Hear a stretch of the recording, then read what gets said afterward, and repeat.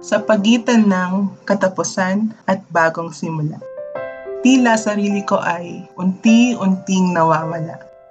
Ano nga ba ang susunod na itinakda? Saan nga ba dadalhin ng tadhana? Saan nga ba dapat magsimula? Sa kaliwa o sa kanan?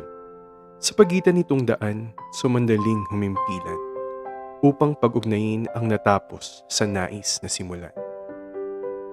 Akala ko ang dito ay pawang panandalian. Ngunit ako ay nanatili sa pagitan. Ako nga ba ay tapos na sa katapusan? O handa na ako sa gusto kong simulan?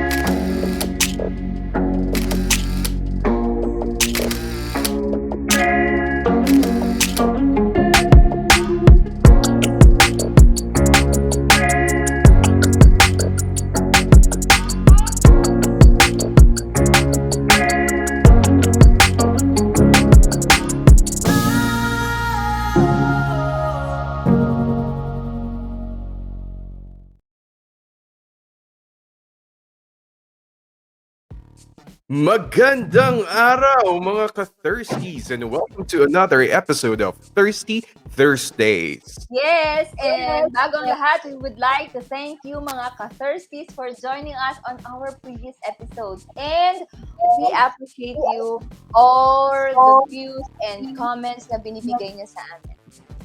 That's right. Kaya nga, nilook forward namin yung every Thursday so we can all be together virtually for some online kwentuhan. Of course, over a cup of our favorite drink.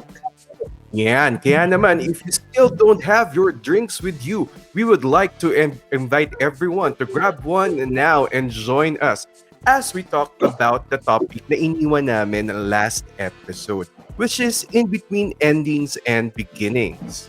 That's right, and I believe that we will be able to somehow relate to this topic, especially now that we are still facing this pandemic. So sabi nga nila, it's as if God is rearranging everything in our lives, from our priorities up to the way we do things in our lives. There are things that we used to do or relationships that we used to have that suddenly comes to a pause or ended temporarily. Yung masakit, they ended even permanently. Some are planned, some are abrupt, and oftentimes, we find ourselves asking, what's next? Or ano nang gagawin ko? Yes, and even us, we also experienced asking those questions in our lives, most especially in seasons na we're caught in the middle of something na nag-end, tapos we're somehow clueless kung ano yung mangyayari next. Pero for some, yes, yung ending nila may kasamang beginning kaagad. Pero that's not always the case for everyone. And in one season or another, I believe dumaan tayo sa phase na to in being caught in the middle of or in between na tinatawag natin. I agree, Denise. And good for those people who already figured out what they want to do in their lives. Or when something ended, alam na nila kagad kung ano yung gusto nilang gawin. Or pwede rin naman kasi na kailangan nilang tapusin kasi meron ng kasunod na bagong gagawin. Like for example, sa trabaho, kaya they resign kasi merong mas magandang offer or lilipat sila ng ibang work. But in reality, that's not always the case. That's why if you can remember from our previous episode, may mga ka-thirsties tayo na nahihirapan silang magsimula. Hence, they are caught in this in-between phase na tinatawag natin. And for me, I believe na this is an important phase that we have to undergo and appreciate, as what happens during this period may be crucial or can affect the course or the path that we will eventually take. Pero mga ka-thirsties, before we further dive into this topic, disclaimer lang po ulit. Especially for this topic that we're going to discuss, what we will be sharing again are solely based on our experiences. And also, understand that in some aspects in our lives, we are still in that in-between place or in-between phase. And we want to open this topic for us to encourage one another.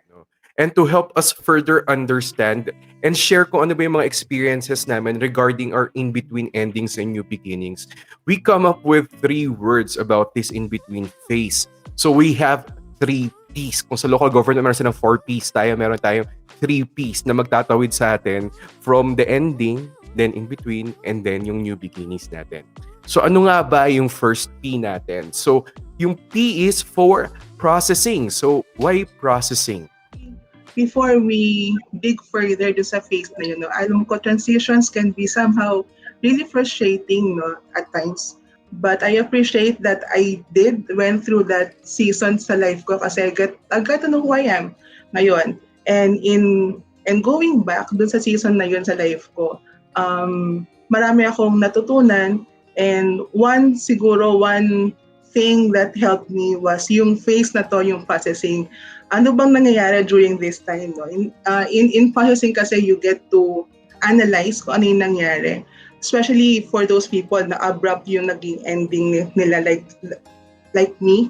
One day ganyan, tapos the next day iba na. So medyo I was really mind blown of what's gonna happen next. I was clueless. I was a bit frustrated kasi wala akong nakikitang future ahead of me, kasi ang alam ko lang na meron ako was yung past ko na nag-end abruptly. And I believe ngayon, no, for some others there who are watching, na especially this pandemic, di ba? Parang lahat naman tayo were really surprised with na nangyari siya. So lahat tayo, sobrang sudden yung naging change, yung naging shift sa mga buhay nating lahat. But we had the time to process things. We get the time to think na ano ba yung nagawa ko, if I could have done this ba, hindi mangyayari yung ganon, if maybe I could have done better, or yung mga ganong bagay na i-process mo yung nangyari sa past kasi wala ka pa naman nakikita ang future eh. So ang meron ka lang recent na nakikita is yung nangyaring ending sa'yo, di ba? So you get to have a hard look on what transpired sa buhay mo. And after doing that, syempre, looking forward, hindi naman pwede magstay ka na looking back lang. Looking forward, medyo blurry yun. Tsaka, ayun nga, kalala kapag abrupt yung change, wala kang nakikitang bright future ba ahead. But, hindi mo naman kailangan tumingin ka agad sa future eh. You can process yourself muna kung ano yung nangyayari sa present mo, and try to prepare yourself, like pwede kang mag-learn ng new things while waiting kung ano yung ahead of you. You can learn new stuff. May mga bagay kang may discover about yourself na you wouldn't be discovering if you didn't have the time to actually do it nung time na andun ka pa sa past mo. And learn to appreciate na yung time na meron ka ngayon, you get to do what you were deprived of doing nung busy ka. You get to have some rest. Kasi in rest, medyo nakiklear yung mind mo, and yung makakalma yung mind mo, and stop worrying enough of what's ahead of you, kasi minsan nakakatolero yung ganun eh. And yun nga, when the time comes na ready ka na, si Lord, alam mo yun, will make a way for you. That's what He did sa akin eh. The time na I was literally stripped off of everything eh, parang nawalan ako ng work, ng position, ng title, ng mga ganon. And I felt like trash. Pero parang nung time na yon, God gave me new eyes to see who I really am in His eyes. I was already favorable in His eyes as I am. And nung mas naintindihan ko yon, it helped me have a better outlook kung ano yung magiging future ko. Parang kung dating blurry siya, mas nagiging clear siya unti-unti. Hindi naman siya sudden, pero unti-unti, yun, nagkakaroon siya ng better perspective sa buhay. And wag nating i-skip yung processing period nung transition, kasi doon natin mas nakikilala yung sarili mo, and in knowing who you really are will help you move forward with a better outlook. And alam mo yun, you will not, hopefully no, parang ulitin yung mistakes mo sa past and ayun nga, mas magiging kontrolado mo yung magiging buhay mo ahead. So, very important yung processing na tinatawag na to. And most people parang gusto siyang skip kasi it's really, really frustrating. But I encourage you to, well, not embrace it, but appreciate it. Ako, na-appreciate ko siya, na nadaanan ko. I agree with Denise, ano? Kasi itong in-between phase, it's a time na it's like you're facing the reality. And minsan kasi, sa buhay natin, mahirap harapin kung ano yung realidad o ano yung talaga yung nangyari. Pero, itong in-between phase na to, it will really teach us more or discover more of ourselves. So, it's like parang self-rediscovery, evaluation, ano nga ba yung mga na-gain ko. And gusto ko yung sinabi mo na you ask questions. Kasi for me, it's important that we ask questions in life eh. Kasi when we ask questions, that's the time that we are able to get answers. Kasi paano ka naman makakuha ng sagot kung wala naman tanong, di ba? And once you have that answer to your question, you will realize na hindi ka limited. You will discover na you're not limited and that you can rise above your situation. And you cannot just confine yourself in one box.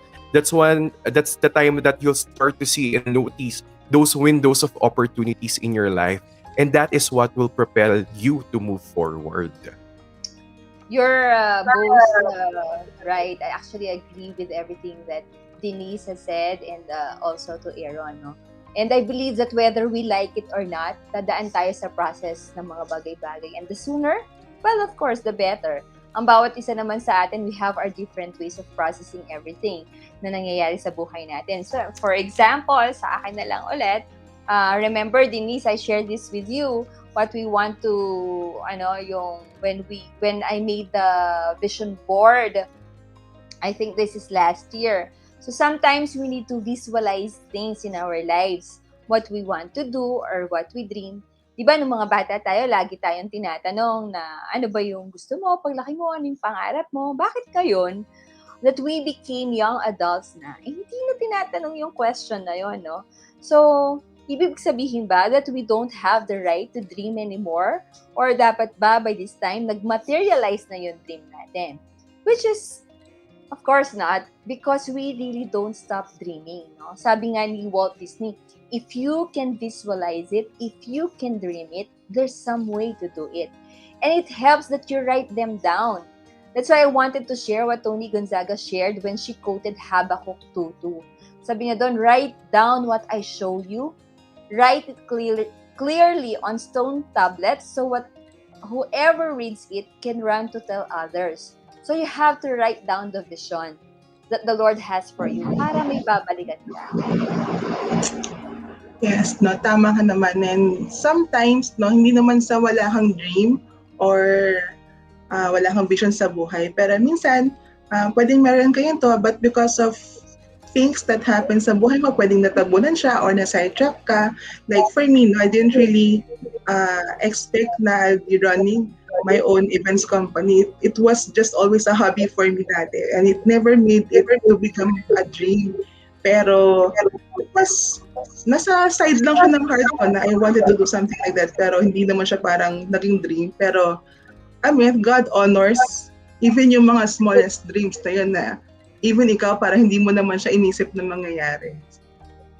Yes, and pwede din naman na you haven't done that part yet na hindi mo pa nagawa na gumawa ng dream board o ng vision board or hindi mo talaga ginawa yung part na yon kasi may mga tao na ganun eh, parang come what may, parang ganun.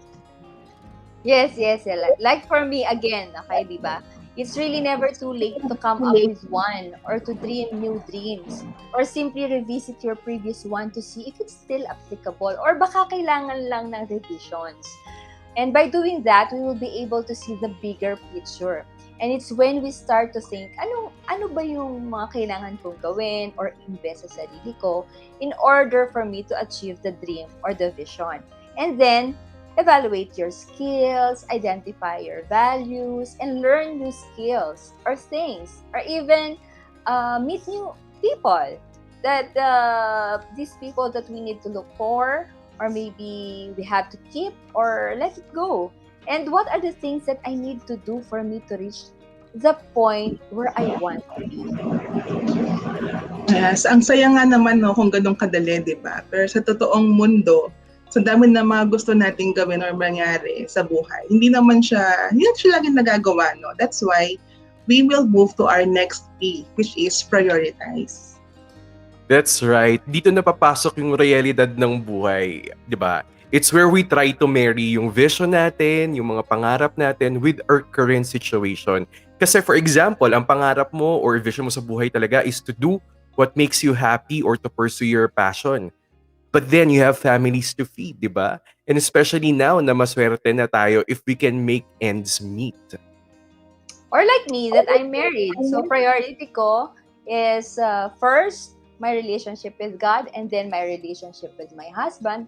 And then, saan ko ipapasok yung sarili ko or in what order? Now, the only difference lang this time is that when you prioritize, you're trying to align it with your vision. Though you are not able to act on everything immediately, at least you have a guide or blueprint that you know one day you'll reach your end goal. The things that you do or will do now, though it may not be directly related with your vision, but they are still necessary in order for you to grow and to keep pressing forward. And that is where you'll take comfort. Yes, that's right. Kasi 'di ba hindi naman talaga nating maiwasan na meron tayong mga ginagawa na minsan hindi natin gusto talaga pero we are forced to do or we have to do it. Pero once na meron tayong vision board talaga, so hindi tayo masa-sidetrack o hindi kasi parang, halimbawa, lumiko ka sa kaliwa, magdedire-diretso ka ng pakaliwa kung wala kang vision board Pero at least pagka meron tayong plano talaga, meron tayong na-envision sa buhay natin, do kung maliwa tayo, alam natin at a certain point, kailangan natin bumalik doon sa main na daan natin, di ba? So, yun yung comfort natin. And now, having said that, no, we now move to our last P. But before that, recap tayo. So, ano yung nasabi natin? First P natin is processing. And then the second P natin is the priorities, ano? And now, the third P is the promise, which I believe is one of the most important one, ano? Since we are now in a time where everything is uncertain, hindi natin alam kung ano ba yung mangyayari in the future or kung gaano pa ba katagal tong pandemic na to, especially now meron pang lambda na variants na lumalabas, ano. So it really alters or dictate the way we live. So parang napapatanong tayo, meron pa ba tayong something to look forward to? Or pwede ba bang mangarap tayo ulit? Or dapat ba ang focus lang natin is just on surviving and not really living? So sometimes these things causes us to feel lost and hopeless and hold us back instead of us moving forward. But for me, I take comfort in the fact that even before I was born, God already knew what to do with my life. Sabi nga, di ba, sa Psalm 139:15-16, sabi, when my bones were being formed, carefully put together in my mother's womb, when I was growing there in secret, you knew that I was there. You saw me before I was born. The days allotted to me had all been recorded in your book before any of them ever began. So, He already determined my start and ending point. And if we really try to understand and get to know yung heart ng Panginoon para sa atin, you will see that He only has love for His children. Sabi niya, yung promise niya, yung assurance niya na, for I know the plans I have for you, declares the Lord. Plans to prosper you and not to harm you. Plans to give you hope and a future. Just Jeremiah 29:11. So, yan yung mga pinanghawakan ko na promise ng Panginoon na alam niya lahat ng mga mangyayari sa buhay ko. So, hindi ako dapat mangamba o hindi ako dapat matakot. Actually, ako din, no? That while we are taking one step in front of the other, or sabi nga nila, one step at a time, God, who is good, will direct our steps. It's not a promise that everything will be smooth or everything will be alright. Hindi naman siya yung tipong, alam mo yun, hindi ka na masasaktan, hindi ka na dadanas ng trials or challenges, but that though we may stumble, we will not fall, for the Lord upholds him with His hand, diba? So, that's where I take the comfort of dun sa promise naman ni Lord sa akin na that if, and especially for you out there, no, if you feel like you're not strong enough that for what you're going through, God is, and He's holding you. And so you have to hold on to His promise. Sabi niya sa Isaiah 41:10, "So do not fear, for I am with you, says the Lord. Do not be dismayed, for I am your God. I will strengthen you and help you. I will uphold you with my righteous right hand." For me naman, one promise that I held on to when I was in the transition was in Isaiah 43:19. Sabi niya doon, see, I'm doing a new thing. Now it springs up, do you not perceive it? I'm making a way in the wilderness and streams in the wasteland. So, in times kasi na I was really, in those times kasi I was really able to see God literally make a way for me when there seems to be no way, no? And I take comfort with the idea of the verse in Hebrews 13:8 na sabi niya that Jesus is the same yesterday, today, and forever. So with this, I have the confidence na the same God who was able to make a way for me in the desert is the same God who is still at work in my life. I agree with what you have mentioned. Talaga naman, the Bible has a lot of promises, no? Na pwede nating panghawakan, especially now sa nangyayari sa paligid natin. So parang lahat tayo nasa in-between, ano? Na we have so much time to process everything, to look back.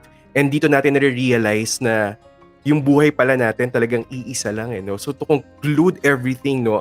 Sabi nga, our lives here on earth has only one beginning and only one ending, eh. So that's the time na we are born up to the time that we return to dust, no? And everything happens in between are transitions that we need to undergo for us to grow and be the person that God wants us to be so that He can carry out His plans through us until we are called to be with Him. So kung titingnan natin, lahat ng nangyayari sa buhay natin, hindi naman yan nangyari because nangyari lang. So lahat yan may purpose, di ba?